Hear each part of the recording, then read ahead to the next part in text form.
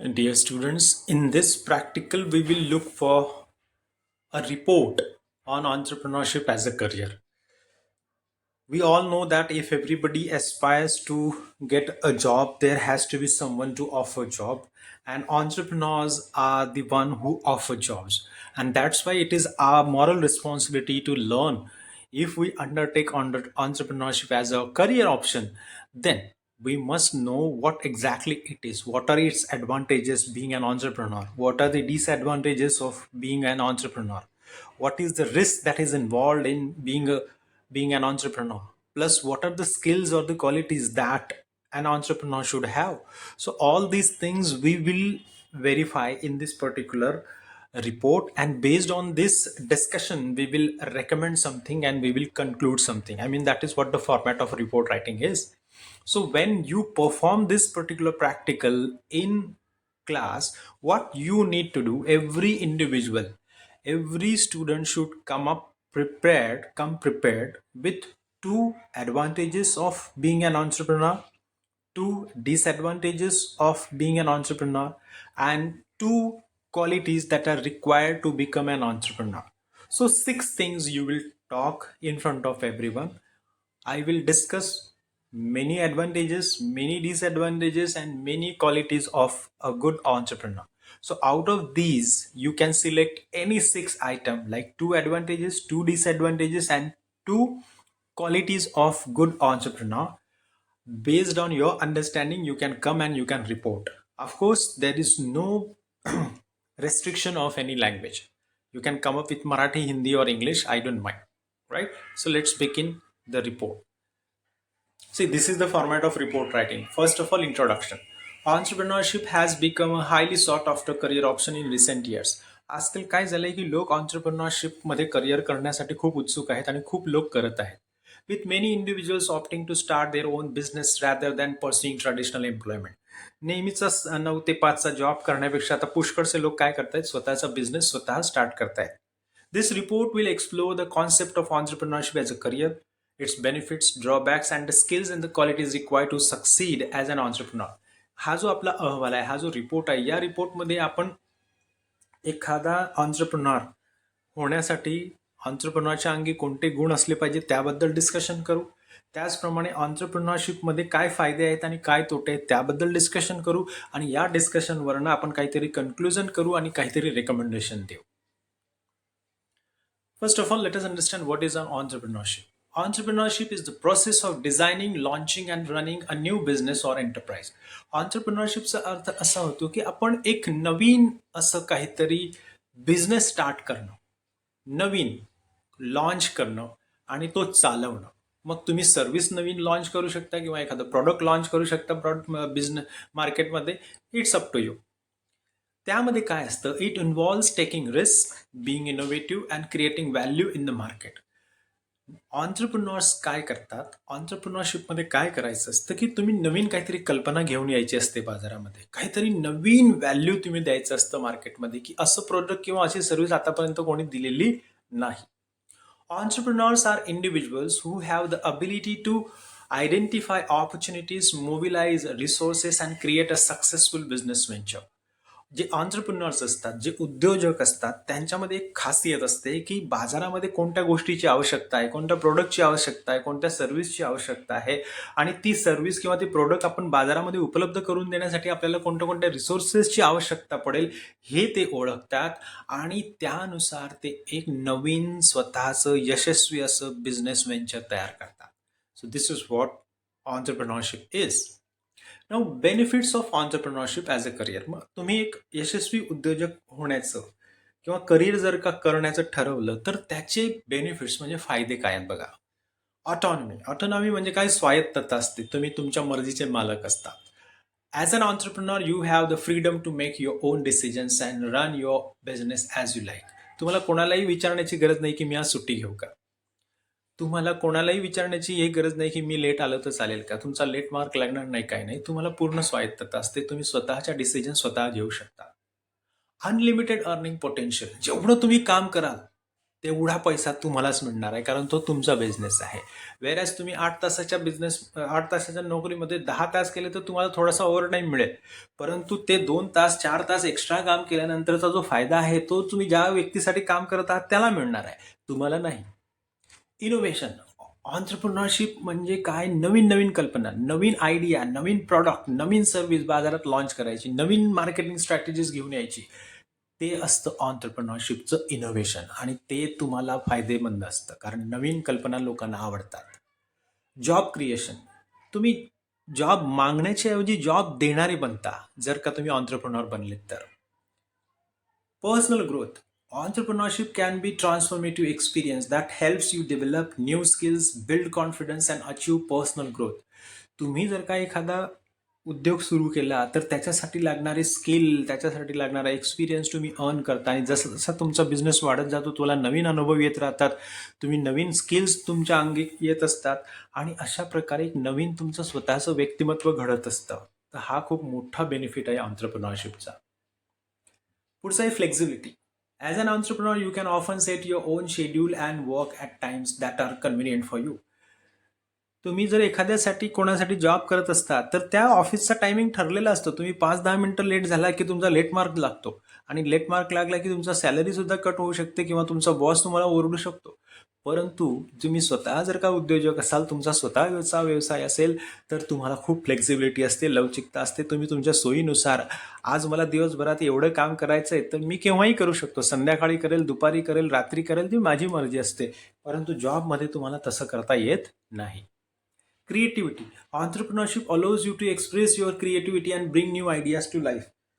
जसा जसा तुमचा बिझनेस तुम्ही स्थापन करता त्याच्यामध्ये नवीन कल्पना तुम्हाला सुचत जातात, नवीन मॉडिफिकेशन तुम्ही करत जातात. जसं की चहाचेच प्रकार बघा तुम्ही, आता खूप साऱ्या चहाचे प्रकार निघालेले, लेमन टी निघालेली आहे, ब्लॅक टी निघालेली आहे, नंतर शुगर फ्री निघाली आहे, कोल्ड टी निघालेली आहे. असं नवीन नवीन क्रिएटिव्हिटी तुम्ही तुमच्या बिझनेसमध्ये आणू शकता. हा एक चांगला फायदा आहे ऑन्टरप्रिनरशिपचा. इंडिपेंडन्स, तुम्ही स्वतंत्र असता. You are your own boss and do not have to answer to anyone. कोणालाही तुम्हाला उत्तर देण्याची गरज नाही, का रे उशीर का झालास. No, no need, because you are the boss. तुमचा स्वतःचा व्यवसाय आहे तो, तुम्ही केव्हाही काम करू शकता, फक्त काम होणं महत्वाचं आहे. Opportunity to pursue your passion, जर तुम्हाला एखादा छंद असेल, तुमची खरंच एखाद्या गोष्टीमध्ये जेन्युइन इंटरेस्ट असेल, आणि तीच गोष्टीचा तुम्ही जर एखादा चांगला बिझनेस स्टार्ट केला तर ऑब्व्हियसली तुम्ही खूप पैसेही कमवाल, नावही कमवाल, आणि तुम्हाला कधीही बोर होणार नाही. Potential for high returns. Successful entrepreneurs can earn high returns on their investment, which can be a significant advantage over traditional employment.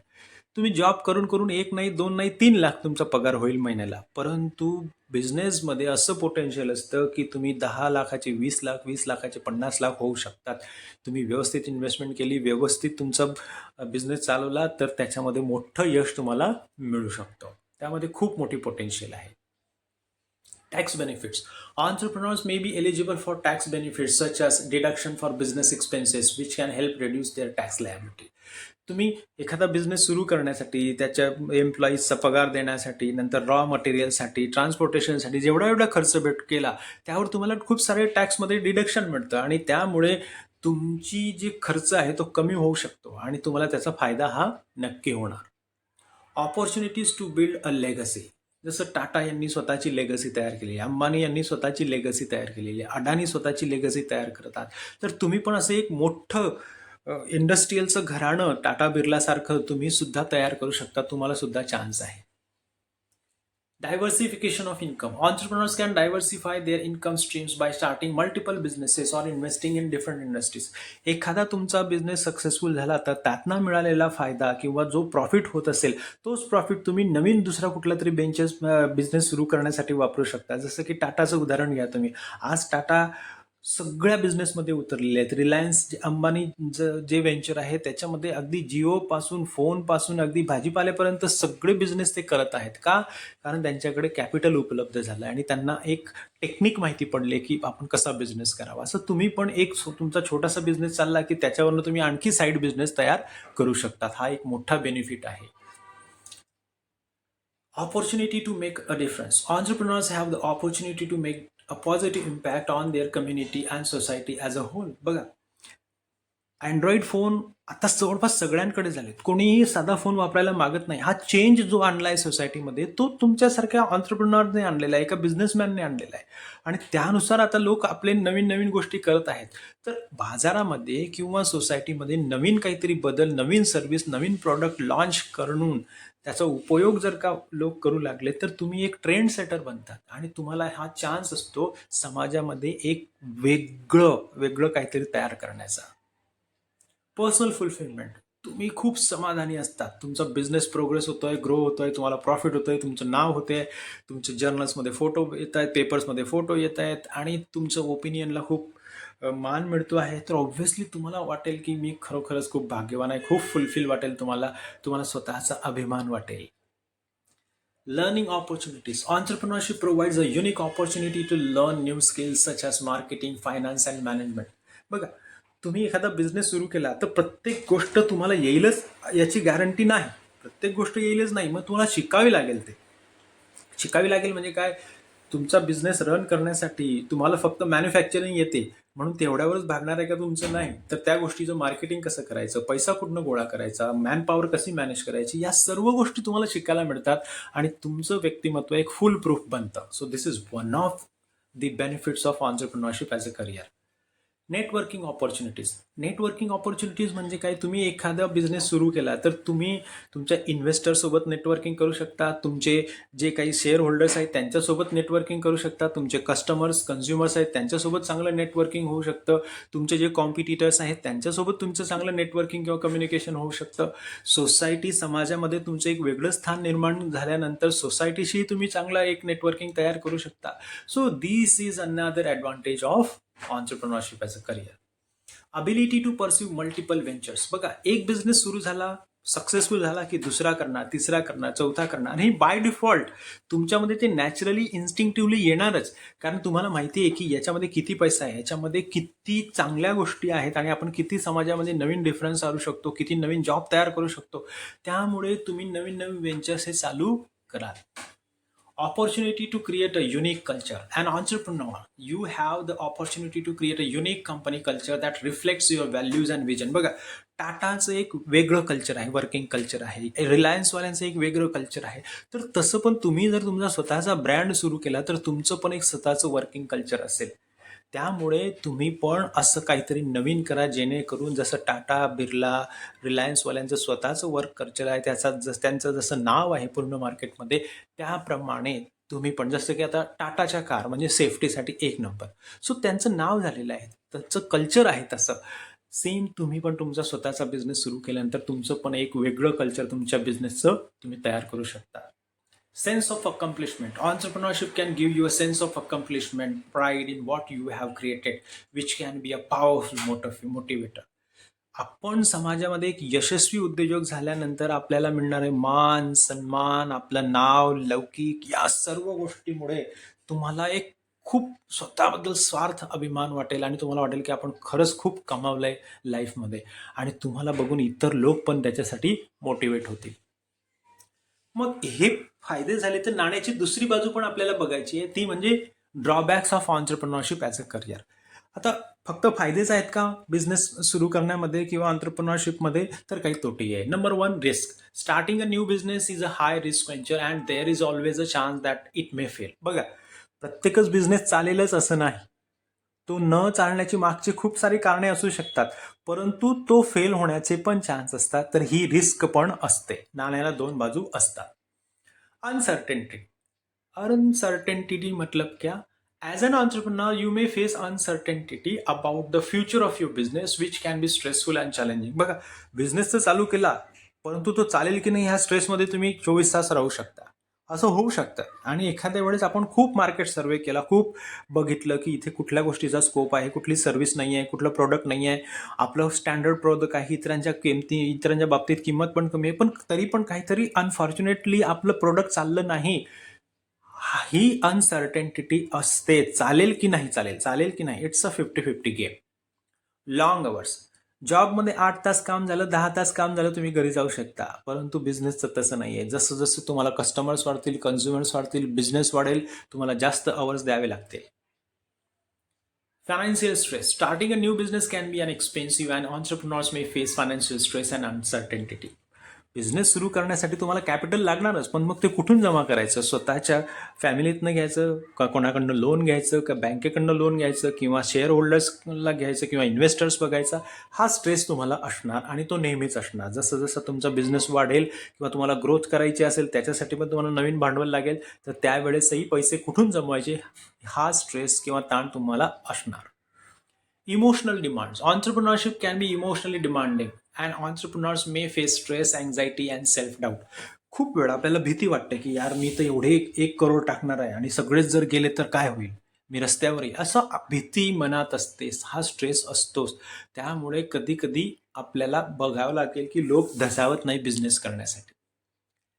Limited benefits. Entrepreneurs may not have access to the same benefits as employees, such as health insurance, retirement plans, and paid time off. Of course, जे businessman असतात त्यांच्यासाठी असलं काही insurance नसतो, काही त्यांचे रिटायरमेंटचे plans भेटत नाहीत जे आपण एम्प्लॉईजला देतो, किंवा एखादं पेड लिव्ह भेटते, असं काही नसतं. त्यांना बिचारांना 24/7 काम करावंच लागतं. पण ऑब्व्हियसली सर्वात जास्त बेनिफिट हा त्यांचाच असतो, पूर्ण प्रॉफिट हा त्यांच्याचकडे जात असतो. No guaranteed income. बघा, चालला तर 100 रुपये भेटतील, नाही चालला तर 100 रुपये काय 0 रुपये पण नाही मिळणार, असंही होऊ शकतं. गॅरंटीड इन्कम नाही. जॉबमध्ये तसं असतं की 10,000 तर 10,000 मिळणारच. High failure rate. Many business fail and entrepreneurs may face the risk failure which can be emotionally and financially challenges. मग फेल्युअर रेट खूप जास्त आहे. बिझनेस चालू करणारे खूप आहेत, परंतु तो सक्सेसफुली रन करणारे 2 वर्ष 3 वर्ष 10 वर्ष 15 वर्ष खूप कमी संख्या आहे. तर हे पण एक थोडंसं डिमोटिवेटिंग होऊ शकतं. Limited support. Entrepreneurs may not have access to the same level of support as employees, including HR support, training, and mentorship. बघा, जे बिचारे बिझनेसमॅन असतात त्यांना स्वतःच सगळं करावं लागतं, स्वतःचे स्किल्स वाढवावे लागतात, ट्रेनिंग पण स्वतःच घ्यावी लागते. त्यांना असं काही कोणीतरी मेंटॉर नसतं, जसं की एखाद्या जॉब करणाऱ्या व्यक्तीला असतं. त्याला HR असतो, तो ट्रेनिंग करत असतो. नवीन टेक्नॉलॉजी आले तर त्यांना ट्रेनिंग मिळते, त्यांना प्रोग्रामसाठी पाठवलं जातं, ट्रेनिंग प्रोग्रामसाठी पाठवलं जातं. परंतु बिझनेसमॅनला स्वतः करावं लागतं, त्याला त्याबाबत पूर्ण सपोर्ट मिळत नाही. Constant learning. Entrepreneurship requires constant learning and adaptation. बघा, जशी जशी दिवस जात जातात वेगळी टेक्नॉलॉजी येत जाते, वेगळ्या अपेक्षा वाढतात कस्टमर्सच्या, कन्झ्युमर्सच्या, त्याच्यानुसार चेंज करणं खूप गरजेचं असतं. आणि नवीन प्रोडक्ट किंवा नवीन सर्व्हिस लॉन्च करण्यासाठी ग्राहकांच्या डिमांडनुसार नेहमी शिकत राहावं लागतं बिझनेसमॅनला. आणि जर नाही शिकलं तर मग तुमचा नोकिया मोबाईल झाला समजा किंवा मायक्रोमॅक्स मोबाईल झालाच म्हणून समजा. Blurred boundaries. Entrepreneurship can blur the boundaries between work and personal life. As an entrepreneur may need to work long hours and he constantly available to respond to the business needs. बघा, family आणि business या दोघांमध्ये समतोल साधणं खूप कठीण आहे, तारेवरची कसरत आहे. कारण बिझनेस जर वाढवायचा असेल तर बिझनेसमध्ये जास्त लक्ष देणं गरजेचं आहे. बिझनेसमध्ये जास्त लक्ष म्हणजे काय, जास्त टाईम देणं गरजेचं असतं.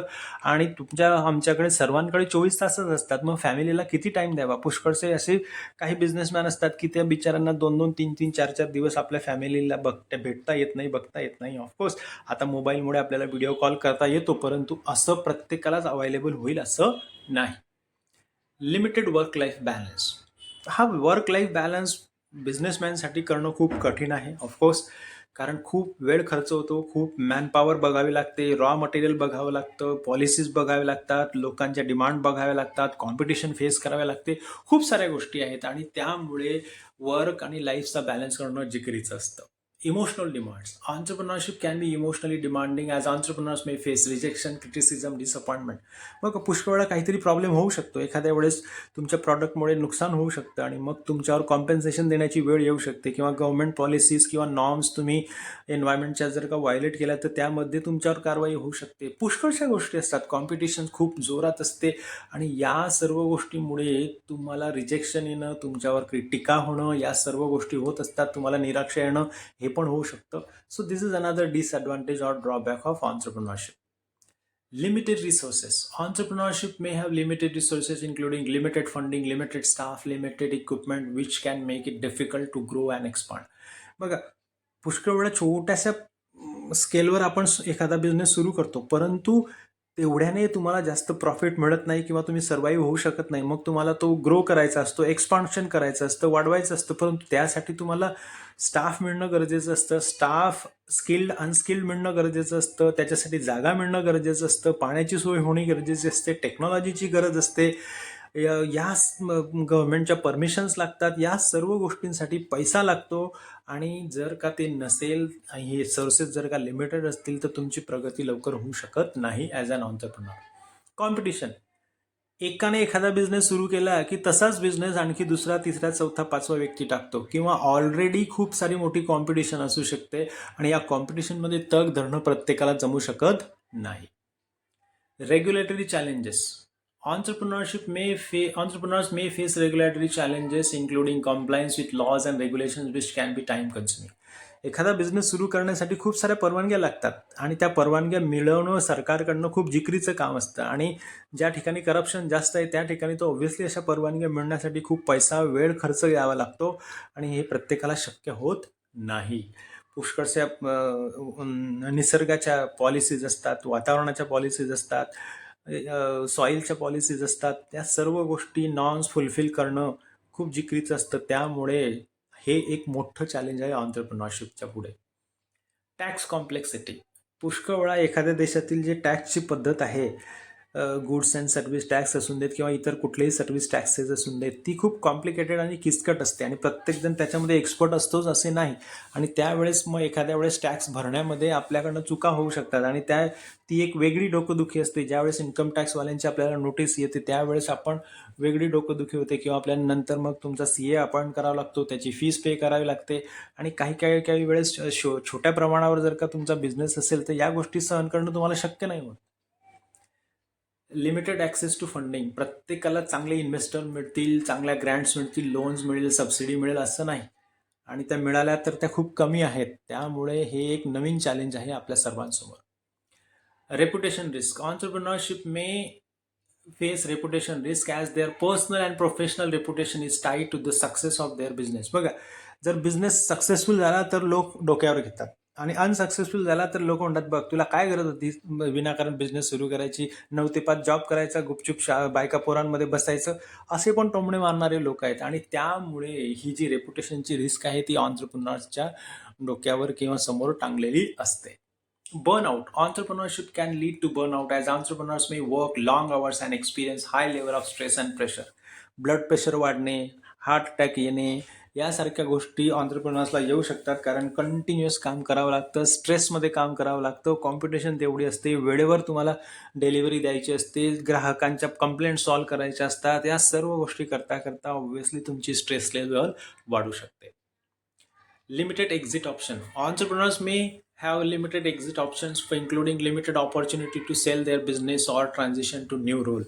कधी कधी आपण एखादा बिझनेस सुरू करतो परंतु बंद करण्यामध्ये पण खूप साऱ्या अडचणी येऊ शकतात कारण आपल्यावर अवलंबून असलेले खूप सारे लोक असतात, कस्टमर्स असतात, आपला इन्व्हेस्टमेंट फसलेली असते आणि तो जरी अनसक्सेसफुल होत असला किंवा लॉस येत असला तरी पण तो बंद करण्यामध्ये खूप साऱ्या अडचणी येऊ शकतात. हा एक लिमिटेड एक्झिट ऑप्शनवाला लॉस असू शकतो. आता खूप सर्वात महत्त्वाचं, स्किल्स काय असावे लागतील तुमच्यामध्ये जर तुम्हाला सक्सेसफुल ऑन्टरप्रिनर किंवा उद्योजक व्हायचं असेल तर. Number 1, business planning and strategies. Business plan कसा करायचा, गोल कसे सेट करायचे, कुठल्या स्ट्रॅटेजिक डिसिजन्स घ्यायच्या, या सर्व गोष्टी तुम्हाला जर येत असतील तर तुम्ही नक्कीच चांगलं बिझनेसमॅन होऊ शकता. Finance management. पैसा कुठून उभा करायचा, पैसा कुठे इन्व्हेस्ट करायचा, बजेटिंग कसं करायचं, पुढे चालून आपल्याला किती फंड लागणार आहे, किती नफा होऊ शकतो, एखाद्या वेळेस तोटा झाला तर तो किती होऊ शकतो, बाजारामध्ये आपण ही वस्तू किती रुपयाला विकू शकतो, या सर्व गोष्टीचा अभ्यास जर तुम्हाला करता येत असेल, तसं तुमचं फायनान्शियल मॅनेजमेंट चांगलं असेल तर तुम्ही चांगले उद्योजक होऊ शकता.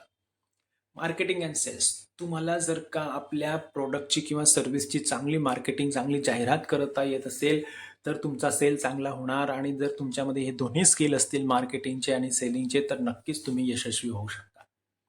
Leadership and management. तुम्ही पूर्ण टीमला लीड करता आलं पाहिजे, पूर्ण टीमला मॅनेज करता आलं पाहिजे, मार्केट मॅनेज करता आलं पाहिजे, कस्टमर्स मॅनेज करता आले पाहिजे, कन्झ्युमर्स मॅनेज करता आले पाहिजे, गव्हर्नमेंट ऑफिशियल्ससोबत तुम्हाला मॅनेजमेंट करता आलं पाहिजे. या सर्व गोष्टी जर तुम्हाला येत असतील, तुम्ही एक चांगले लीडर असाल तर नक्कीच तुम्ही यशस्वी उद्योजक होऊ शकता.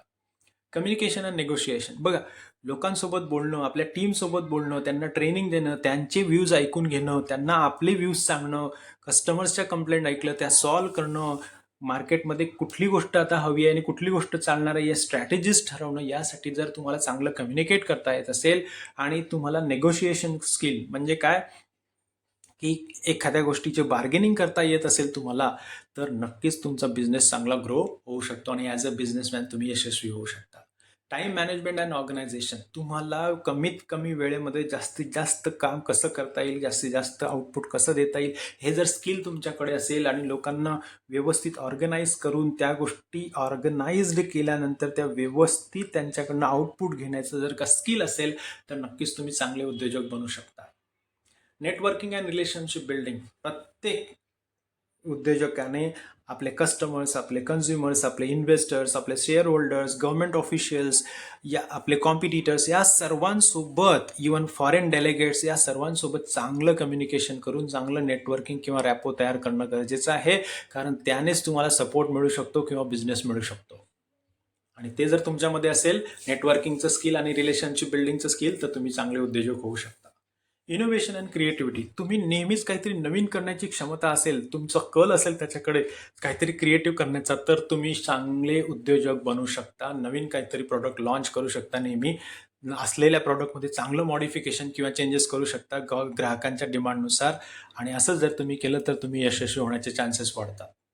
Data analysis and interpretation, data analysis म्हणजे काय, की आत्ता सध्या कोणत्या प्रदेशामध्ये कोणत्या गोष्टीची डिमांड वाढते हे जर तुम्हाला समजलं, तर त्याच्यानुसार त्या सीझनमध्ये त्या एरियामध्ये तुम्हाला तुमचा प्रॉडक्ट विकणं सहज शक्य होईल. असं अनालिसिस करणं, तुमच्यामध्ये ती जर कॅपॅसिटी असेल, ते जर अनालिसिस तुम्हाला करता येत असेल आलेल्या इन्फॉर्मेशनचं आणि इंटरप्रिटेशन करता येत असेल, तर तुम्हाला तुमच्या बिझनेसमध्ये त्याच्यानुसार बदल करता येतील आणि बदल केल्यानंतर ऑब्व्हियसली तुमच्या प्रॉडक्टला किंवा तुमच्या सर्व्हिसला जास्त डिमांड येईल, जर का तुम्हाला डेटा अनालाइज करता आलं तर. आणि आजकाल इन्फॉर्मेशनच्या जमान्यामध्ये, डिजिटल जमान्यामध्ये डेटा अनालिसिस आणि इंटरप्रिटेशन जर तुम्हाला नक्की येत असेल, तर तुमचे चान्सेस सक्सेसफुल होण्याचे वाढतात. पॅशन अँड मोटिवेशन, एखादी गोष्ट झटून करायची, मी सेल्फ मोटिवेशन जर का तुमच्याकडे असेल, की मला कोणी इन्स्पायर करण्याची गरज नाही, मी स्वतःच करणार आहे सगळं, हा जर तुमच्यामध्ये गुण असेल, तर तुम्ही होऊ शकता यशस्वी उद्योजक. रिस्क टेकिंग अँड रेझिलिएशन म्हणजे काय, एक कॅल्क्युलेटेड रिस्क मला घ्यावीच लागणार आहे, कारण घाबरला तर कधीही बिझनेस तयार होणार नाही, मग जॉबच करायचा आहे आपल्याला. लॉस होईल, कसं होईल, आपले लोक हसतील, ह्या गोष्टीचा जर विचार करत बसलात आणि रिस्क घेऊन तुम्ही नाही बिझनेस सुरू केला, तर तुम्ही बिझनेसमॅन होणारच नाही. आणि एखादा बिझनेस सुरू केल्यानंतर 1 वर्ष कदाचित यश मिळणार नाही, 2 वर्ष यश मिळणार नाही, तुम्ही टिकून राहायचंय. आणि जर का तुम्ही व्यवस्थित कन्सिस्टंटली टिकून राहिलात, तर नक्कीच 2 किंवा 3 वर्षानंतर तुम्हाला त्याची फळं दिसतील. फ्लेक्झिबिलिटी अँड अडॅप्टेबिलिटी, तुम्ही असं नाही की मला हे एकच प्रोडक्ट तयार करायचं आणि असंच तयार करायचं आहे, ग्राहकांना पटेल तर ते घेतील, असं नाही ठेवायचं. काय डिमांड आहे ग्राहकांची, काय अपेक्षा आहे, काय गरज आहे, आता कोणती गरज निर्माण झालेली आहे, सीझननुसार कोणती गरज निर्माण झालेली आहे, ते तुम्हाला बघता आलं पाहिजे. त्याच्यानुसार तुमची बिझनेसमध्ये तुम्हाला फ्लेक्झिबिलिटी ठेवावी लागेल. आणि असं जर तुम्हाला करता येत असेल, तर तुम्ही यशस्वी होऊ शकता. कॉन्फिडन्स अँड सेल्फ अश्युरन्स, आपल्याला आत्मविश्वास स्वतःच पाहिजे की हो, हे प्रोडक्ट मी चालवून दाखवणार, चालणार. जर तुम्हालाच कॉन्फिडन्स नसेल, तर ऑब्व्हियसली तो बिझनेस ढासळेल आणि तो यशस्वी होणार नाही. तेव्हा तुम्ही स्वतःलाच अश्युअर करायचं की yes I can and I will. असं जर असेल तुमचं, तर तुम्ही सक्सेसफुल होऊ शकता. इंटिग्रिटी अँड एथिक्स, बघा, तुमच्या ब्रँडची एक व्हॅल्यू असते, तुमच्या ब्रँडची एक क्वालिटी असते आणि त्या क्वालिटी स्पीक्स फॉर यू. आणि त्यानुसार तुमची एक इंटिग्रिटी किंवा एथिक तयार होतं. जसं की टाटाच्या कार म्हणजे सेफ, त्यानुसारच लोक घेतात, भलेही त्यांचं मायलेज कमी असून देत, परंतु लोकांना माहिती आहे जान आहे तो जहान आहे, म्हणून टाटाच्या गाड्यांना डिमांड आहे. सो तुम्ही पण तसं एथिक्स किंवा इंटिग्रिटी तयार करायची जर तुमच्यात असेल, तर तुम्ही यशस्वी उद्योजक होऊ शकता. विजन अँड पर्पज, नुसतं चालू करायचं बिझनेस, याच्यासाठी चालू नाही करायचं. काय टार्गेट आहे, मला यातनं काय करायचं आहे, पुढे 15 वर्षानंतर, 50 वर्षानंतर काय असू शकतं, मी मेल्यानंतरही माझ्या बिझनेसचं काय असणार, अशी विजन जर तुमच्यामध्ये असेल, तर तुम्ही नक्कीच यशस्वी उद्योजक होऊ शकता. रेझिलियन्स अँड पर्सिव्हरन्स, कंटिन्युटी असली पाहिजे, कन्सिस्टन्सी असली पाहिजे. जसं की काही काही मी बघतो की युट्यूबर्स आहेत, ते 1-2 व्हिडिओ टाकतात, 3-4 व्हिडिओ टाकतात, 10, 15, 20 टाकतात आणि त्याच्यानंतर म्हणणार काही रिस्पॉन्स येत नाही, मग सोडून देतात. परंतु मी असेही युट्यूबर्स बघितलेले आहेत की ते कन्सिस्टंटली टाकत गेलेले, 2 व्ह्यूज येऊ दे, 10 व्ह्यूज येऊ देत, परंतु ते काम करत आहेत. आणि नंतर 2-4 वर्षांनी ऑब्व्हियसली ते असे फेमस झाले की आता त्यांच्याकडे डॉलरचा पाऊस पडतोय. सो रेझिलियन्स आणि पर्सिव्हिरन्स असलं पाहिजे. फेल्युअरला घाबरायचं नाहीये, कंटिन्यू काम करत राहायचं. एक दिन जो होगा वो अच्छा होगा. Open minded and curiosity. पुष्कळ वेळा आपण फक्त आपल्याच मतांना चिकटून बघतो, तसं नाही करायचं. लोकांचे इनपुट्स घ्यायचेत, एक्सपर्ट्सचे इनपुट घ्यायचेत, मार्केटमध्ये काय पाहिजे ते इनपुट्स घ्यायचेत आणि त्याच्यासाठी आपण ओपन माइंडेड असणं गरजेचं आहे. लोकांचं ओपिनियन स्वीकारणं गरजेचं आहे आणि ते जर तुम्हाला करता येत असेल आणि तुम्ही खूप क्युरियस असाल की आता नवीन काय करू मी, तर नक्कीच तुम्ही यशस्वी व्हाल. इमोशनल इंटेलिजन्स अँड एम्पथी म्हणजे काय, तुम्हाला कधी कधी स्ट्रेस येतो, राग येतो, द्वेष येतो, त्रागा होतो. या सर्व निगेटिव्ह गोष्टीचा चांगला वापर करून आपला बिझनेस कसा वाढवता येईल असा जर तुमचा विचार तुमच्या मनात येत असेल तर तुम्ही इमोशनली इंटेलिजंट आहात आणि त्याचा फायदा तुम्हाला यशस्वी उद्योजक होण्यासाठी नक्की होईल. आणि एम्पथी म्हणजे काय, कस्टमर जर मी असतो तर मला या प्रॉडक्टची क्वालिटी कशी अपेक्षित असते, या सर्व्हिसची क्वालिटी कशी अपेक्षित असते, हे तुम्ही स्वतः ठरवायचं. आणि जर का तुमच्याकडे ही एम्पथी असेल तर नक्कीच तुम्ही यशस्वी व्हाल. Accountability and responsibility. एखादं प्रॉडक्ट तयार केलं, बाजारात विकायला दिलं, तुम्ही होलसेलरला देऊन टाकलं आणि त्यांच्यावरच सगळं सोपवलं तर तुम्ही विकत बसा, नो. तुम्ही स्वतः जबाबदारी घ्यायची आहे. त्याचं मार्केटिंग, त्याचं स्टोअर, त्याचे रिटेलर्स, त्याचे होलसेलर्स, त्यांची चेन तयार करणं आणि ग्राहकांपर्यंत आपलं प्रॉडक्ट मार्केटमध्ये कसं दिसलं पाहिजे ह्याच्या मागे तुम्ही स्वतः पण राहिलं पाहिजे. तरच ते प्रॉडक्ट यशस्वीरित्या विकलं जाईल आणि मग होलसेलर्स आणि रिटेलर्स त्यांच्या आउटलेटमध्ये ते प्रॉडक्ट ठेवायला मागे पुढे बघणार नाही. तर तुम्ही पण जबाबदारी घ्यायची आहे. ड्राईव्ह अँड डिटर्मिनेशन, मला ते करायचंच आहे, अगदी झपाटून करायचं आहे, असं जर का तुमचं असेल तर नक्कीच तुम्ही होऊ शकता ऑन्ट्रप्रेन्योर.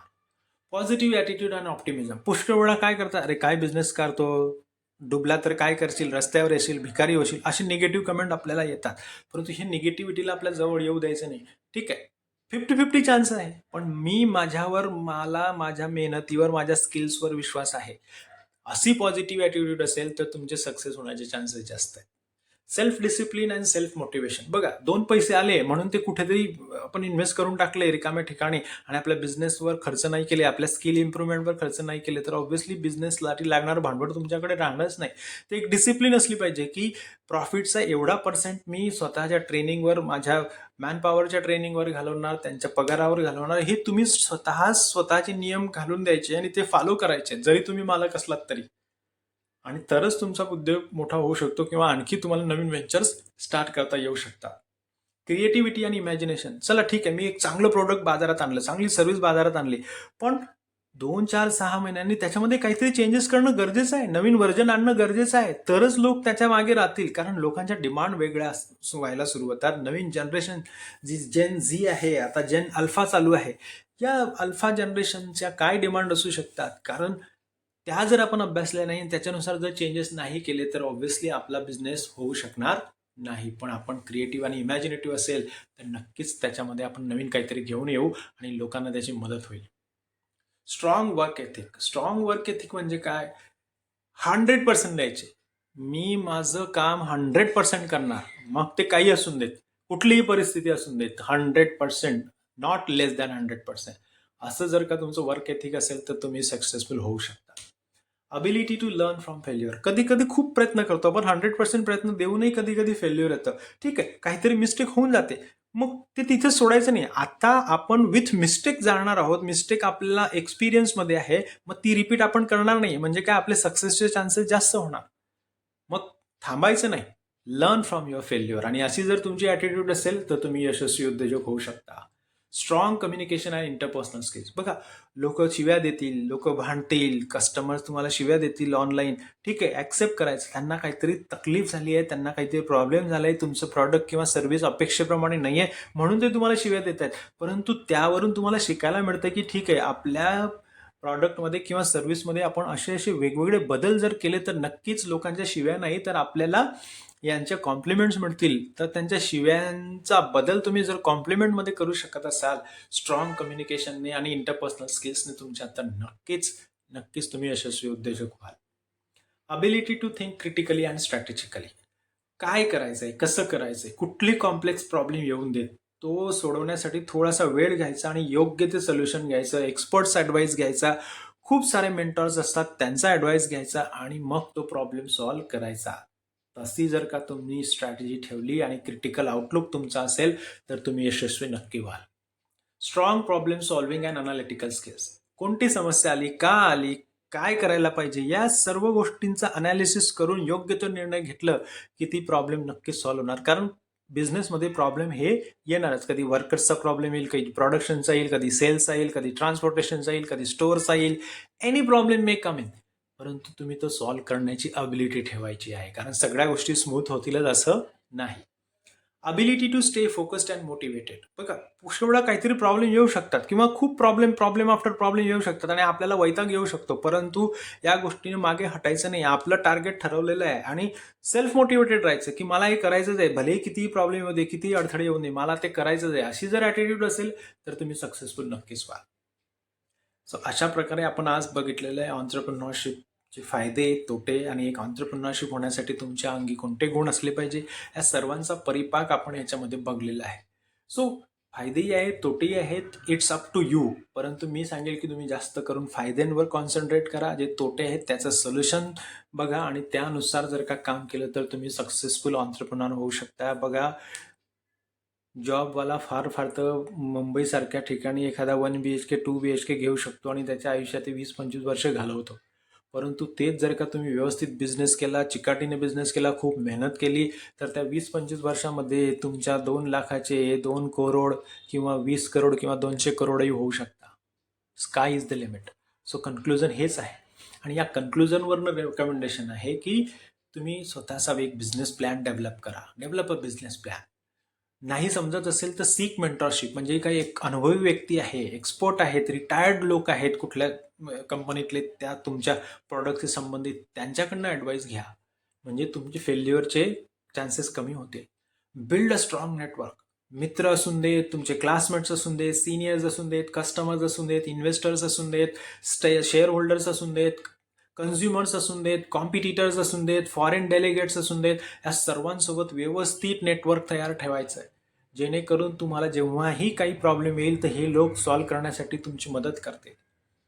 स्टे अडॅप्टेबल. जशी सिच्युएशन असेल मार्केटची, जसा प्रॉब्लेम असेल, कोरोना आला ठीक आहे, त्याच्यामध्ये काहीतरी वेगळं करायचं. कोरोना गेला, मग काहीतरी नवीन आलं, रिसेशन आलं, त्याच्यामध्ये पण आपण काहीतरी वेगळं करायचं. अडॅप्ट करायचं. कुठला सीझन आला पर्टिक्युलर, तर त्या सीझननुसार आपण स्वतःला अडॅप्ट करायचं, आपल्या मॅन्युफॅक्चरिंग युनिटला अडॅप्ट करायचं. नवीन ट्रेंड आला तो अडॅप्ट करायचा. जर का तुम्ही तसं केलं तर तुम्ही नक्कीच सर्व्हाइव्ह कराल, प्रगती कराल. Focus on innovation. नवीन नवीन गोष्टी तुम्ही आणत राहायच्या, कारण यंग जनरेशनला काहीतरी नवीन असल्याशिवाय चैन पडत नाही. अगदी 6 महिन्यात 2 महिन्यामध्ये ते बोर होतात. नवीन टेक्नॉलॉजी आल्यानंतर त्यांना नवीन टेक्नॉलॉजी पाहिजे असते, नवीनमध्ये आणखी काहीतरी नवीन पाहिजे असतं. तर तुम्ही पण तुमच्या रिसर्च अँड डेव्हलपमेंट किंवा इनोव्हेशनवर नक्कीच कॉन्सन्ट्रेट करायचं आहे. So this is what entrepreneurship is the solution. Entrepreneurship is the answer if you really want to enjoy lavish lifestyle, if you really want to have your own mansion, if you want the quality in each and everything that you have. Obviously, job may not be able to give you that much, but business has that kind of potential. Of course, you cannot neglect the risk that is involved over here. I wish you all the very best. आणि तुम्ही 2 advantage, 2 disadvantage आणि 2 qualities त्याच का निवडल्या ते पण सांगायचं आहे येणाऱ्या प्रॅक्टिकलमध्ये. All the very best. Good luck.